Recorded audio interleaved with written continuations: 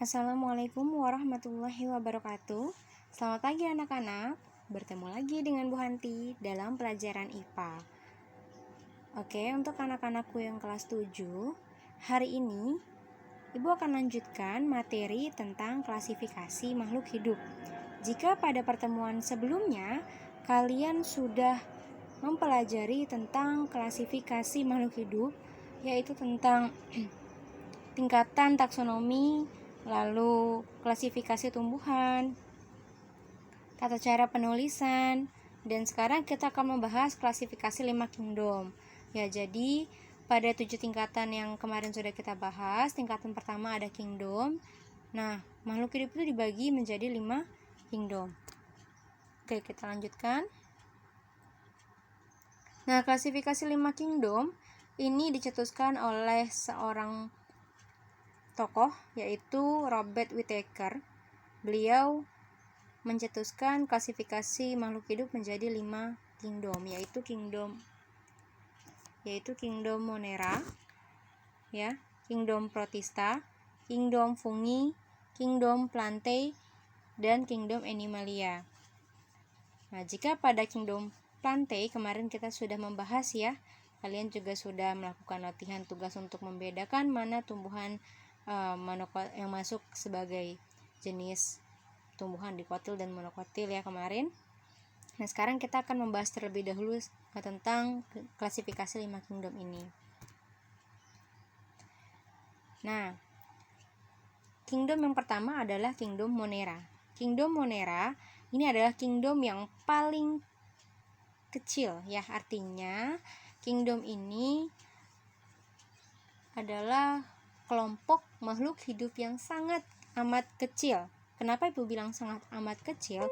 Karena kelompok Monera atau kingdom Monera ini makhluk hidupnya memiliki ukuran yang makroskopis, yaitu berkisar antara 1 sampai 10 mikrometer. Jika pada pertemuan bab pertama kalian sudah membahas tentang besaran, mikrometer itu kan 10 pangkat min 6, yang artinya 0,0000001 meter.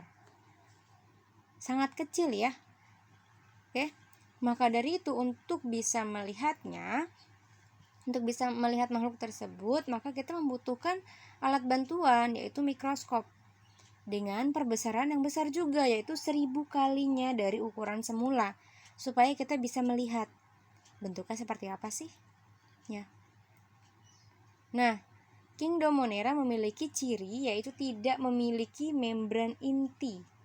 Makanya kingdom ini disebut dengan prokariotik. Bersel satu atau uniseluler artinya hanya memiliki satu sel. Kalian bisa bayangkan tubuh manusia itu terdiri dari miliaran sel. Sedangkan makhluk hidup pada kingdom Monera hanya satu sel. Ya, artinya sangat amat kecil. Dan berkembang biak dengan cara membelah diri. Artinya meskipun makhluk ini sangat kecil, tapi mereka juga dapat bereproduksi dengan cara membelah diri. Dari 2 menjadi 4, dari 4 menjadi 16, dan seterusnya. Nah, kingdom Monera terdiri dari bakteri dan alga biru. Jadi bakteri ini masuk ke dalam kingdom Monera, ya. Tidak kasat mata tapi ada, itu bakteri, ya. Oke. Selanjutnya kita lanjutkan kingdom Protista. Yang kedua ini adalah kingdom Protista. Jika pada kingdom Monera hanya terdiri dari satu sel, nah pada kingdom Protista ini ada yang terdiri dari uniseluler atau satu sel, ada juga yang bersel banyak atau multiseluler, tapi multiselulernya belum terdiferensiasi, artinya belum kompleks, ya. Nah, sel ini masuk ke dalam tipe eukariotik. Kenapa? Karena dia memiliki dinding membran inti. Ya, memiliki membran inti. Jika pada tadi Monera dia tidak memiliki, pada Protista memiliki. Lalu, kingdom Protista ini ada jenis makhluk yang dapat membuat makanannya sendiri, yang disebut dengan autotrof, ya. Ada juga yang tidak dapat membuat makanannya sendiri, disebut dengan heterotrof, dan ada juga yang makannya itu menguraikan dari makhluk hidup organik yang lainnya yang sudah intinya berfungsi untuk menguraikan makhluk hidup. Nah, itu disebut sebagai saprofit. Nah, kingdom protista habitatnya itu banyak ditemukan di tempat yang lembab dan lingkungan berair. Contohnya adalah di perairan air tawar dan air laut. Paling banyak di air laut ya. Nah, berkembang biak dengan cara aseksual maupun seksual. Kalau aseksualnya itu ada vegetatif dengan cara pembelahan diri dan fragmentasi. Lalu ada juga dengan generatif, yaitu dengan cara konjugasi dan peleburan gamet sederhana. Nah, yang ada di gambar ini adalah protista mirip hewan. Ya, jadi protista itu terbagi lagi menjadi 3. Ada protista mirip hewan, ada protista mirip tumbuhan, ada protista mirip fungi atau jamur. Pada protista mirip hewan, protista ini dapat bergerak tapi tidak dapat berfotosintesis, artinya tidak dapat membuat makanan sendiri. Nah, contohnya apa aja? Contohnya ada rhizopoda, kaki semu, ciliata, ya tubuh bersili, flagellata, berbulu cambuk, dan sporozoa tidak memiliki alat gerak. Rhizopoda contohnya apa? Amoeba. Nah, amoeba ini memiliki kaki semu. Amoeba itu semacam bakteri ya, tapi tingkatannya sudah lebih tinggi dibandingkan Monera. Paramecium. Ini protista yang memiliki sili. Mungkin kalau kalian lihat mungkin di air di daerah di rumah kalian ya, di kamar mandi rumah kalian, ketika kena sinar cahaya matahari, maka di bagian atas permukaan air itu seperti ada yang yang mengambang di atas airnya itu ya, di bak mandi kalian ya. Tapi kecil-kecil sekali, begitu kita ambil nggak kelihatan, tapi kalau kena cahaya itu agak kelihatan. Nah, itu masuk sebagai kingdom protista. Ada juga Euglena viridis. Nah, dia ini masuk ke dalam flagellata karena dia memiliki bulu cambuk di atasnya. Oke, kita lanjutkan. Ini ada protista mirip tumbuhan, di mana protista mirip tumbuhan ini banyak sekali terdapat di perairan air laut. Contohnya ini ada Rhodophyta, alga merah ya. Ada Phaeophyta, itu alga coklat. Ada Chlorophyta, alga hijau ya. Nah, protista mirip tumbuhan ini dapat melakukan fotosintesis. Kenapa? Karena mereka sudah memiliki zat warna ya. Artinya mereka dapat melakukan fotosintesis. Dan biasanya protista mirip tumbuhan atau alga atau ganggang yang biasa disebut ya, itu bermanfaat dalam pembuatan bahan pangan, obat-obatan, dan kosmetik. Contoh yang paling sering kita gunakan ya, mungkin yang perempuan banyak yang tahu nih tentang kosmetik spirulina. Itu adalah jenis ganggang yang hidup di perairan laut, namanya Spirulina sp. Yaitu digunakan untuk kosmetik, untuk masker. Ya, masker wajah. Ya, lalu ini ada protista mirip fungi. Fungi itu apa sih? Fungi itu jamur. Nah, bersifat heterotrof, artinya tidak dapat membuat makanannya sendiri. Dan ada juga yang bersifat saprofit, artinya menguraikan dari makhluk hidup yang lainnya. Oke ya. Selanjutnya ada kingdom fungi. Nah, kingdom fungi, nama lain fungi adalah jamur. Oke, jamur.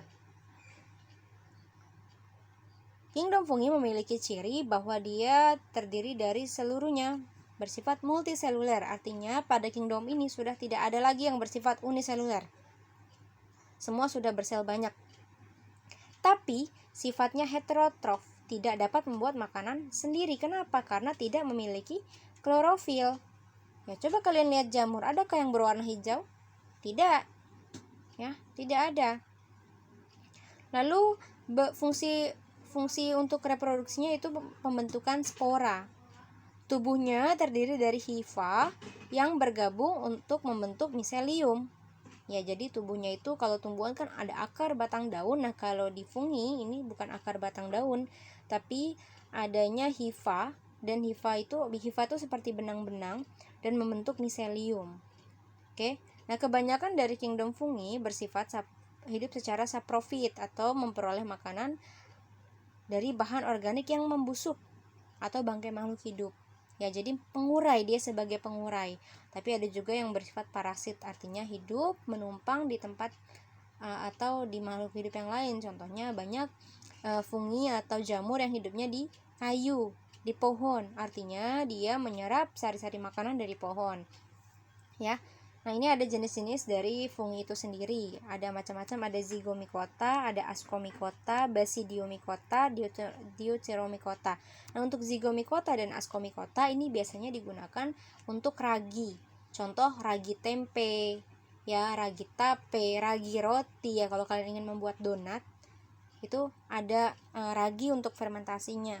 Nah, itu masuk ke dalam kelompok Zygomicota dan Ascomycota. Sedangkan Basidiomycota ini sudah berbentuk seperti kelihatan nyata ya, seperti maksudnya bentuknya seperti jamur ya, jamur kebanyakan. Nah, seperti jamur yang biasa kita makan, jamur kuping, terus jamur yang biasa dibuat sebagai jamur crispy dan sebagainya. Lalu ada juga jamur yang tidak diketahui bentuknya, itu masuk ke dalam Deuteromycota. Oke ya.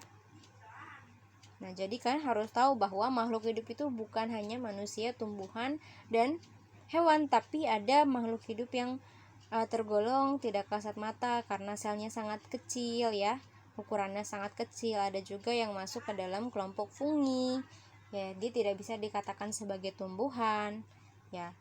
Oke, kita lanjutkan. Yang selanjutnya adalah Kingdom Plantae. Kingdom Plantae ini sudah kita bahas di pertemuan sebelumnya, tapi Ibu ingin memberikan ciri khususnya, yaitu bersel banyak atau multiseluler, memiliki klorofil dan bersifat autotrof atau dapat membuat makanan sendiri, dan memiliki membran inti atau eukariotik. Ya, ini sudah pernah kita bahas ya, dan kalian juga sudah pernah melakukan pengelompokan untuk monokotil dan dikotil. Jadi tolong dipahami kembali terutama pada ciri-ciri monokotil dan dikotil ya. Oke, kita lanjutkan. Nah, ini dia nih Kingdom Animalia. Kingdom ini tidak akan Ibu bahas secara detail pada pertemuan kali ini karena sangat banyak sekali. Tapi kemarin kalian sudah menjawab beberapa soal pemahaman awal untuk Kingdom Animalia ya. Bahwa Kingdom Animalia itu dia banyak sekali, ada yang masuk ke sebagai invertebrata ya, ada yang masuk ke sebagai vertebrata, artinya bertulang belakang dan tidak bertulang belakang. Lalu ada juga yang masuk sebagai filum porifera, cnidaria atau solentrata, nama lainnya ya. Solentrata itu nama lainnya, cnidaria. Platyhelminthes ini kelompok cacing ya. Nematoda, Annelida, Mollusca, Arthropoda, Echinodermata. Nah, ada juga yang masuk ke dalam kelas amfibi, reptil, aves, mamalia. Nah, ini banyak sekali untuk Kingdom Animalia. Jadi tidak cukup jika kita bahas hari ini. Maka dari itu akan Ibu bahas di pertemuan selanjutnya ya. Jadi kita juga harus tahu nih bahwa hewan aja banyak sekali pengelompokannya. Kayak makhluk hidup tadi sudah tahu ya bahwa ada 5 kingdom pembagian untuk makhluk hidup. Nah, di sini ada keterangan sedikit sebelum Ibu bahas lebih lanjut di pertemuan selanjutnya, yaitu bahwa hewan itu memiliki ciri homoiotherm dan poikilotherm. Apa sih itu? Homoiotherm itu berdarah panas, nih bahasa Inggrisnya warm blood. Ya. Kalau poikilotherm ini adalah berdarah dingin, artinya cold blood kalau dalam bahasa Inggris. Nah, apa sih homoiotherm? Itu adalah berdarah panas. Contoh seperti kita manusia dimasukkan ke dalam kelompok atau jenis dari mamalia. Nah, kita masuk sebagai jenis yang berdarah panas. Artinya ketika suhu udara di luar itu dingin, maka tubuh kita tidak akan signifikan menurun suhunya. Misalnya di luar tuh suhunya minus. Ya, misalnya kalian sedang berkunjung ke pegunungan Dieng ya, ke daerah Dieng yang sangat dingin ya, misalnya di sana suhunya sekitar -1 derajat. Apakah suhu tubuh kita -1 juga? Tidak. Memang berkurang tapi tidak signifikan ya. Dan jika suhu udara panas, misalnya kita berkunjung ke daerah negara yang sedang ada musim panas, itu sangat panas sekali, bisa mencapai 40 derajat. Apakah suhu tubuh kita mencapai 40 derajat? Tidak ya. Artinya itu adalah berdarah panas, homoiotherm. Homo artinya stabil. Nah, kalau seandainya berdarah dingin itu poikilotherm, contohnya pada ikan. Jika dia sedang ada di perairan yang dingin, maka tubuhnya akan ikut dingin sesuai dengan suhu di lingkungannya. Sedangkan jika dia sedang ada di perairan yang hangat, maka tubuhnya juga akan hangat mengikuti suhu tubuh di perairan di lingkungan sekitarnya. Oke, sampai sini paham? Ya, nanti untuk Kingdom Animalia kita akan bahas lebih lanjut di pertemuan selanjutnya. Nah, untuk tugas hari ini adalah 3 soal ini ya. Silakan kalian kerjakan di buku tulis lalu kirimkan kepada Ibu seperti biasa. Oke, Ibu tunggu jawaban dari tugas kalian. Selamat belajar dan selamat mengerjakan. Semoga penjelasan hari ini dapat bermanfaat untuk kalian semua ya. Semoga bisa menjadi ilmu yang baru dan pemahaman yang baru. Oke, mungkin itu saja untuk hari ini. Kurang lebihnya mohon maaf. Terima kasih sudah menyaksikan sampai akhir ya. Semoga bisa menjadi ilmu untuk kalian dan persiapan untuk penilaian tengah semester. Oke. Wassalamualaikum warahmatullahi wabarakatuh.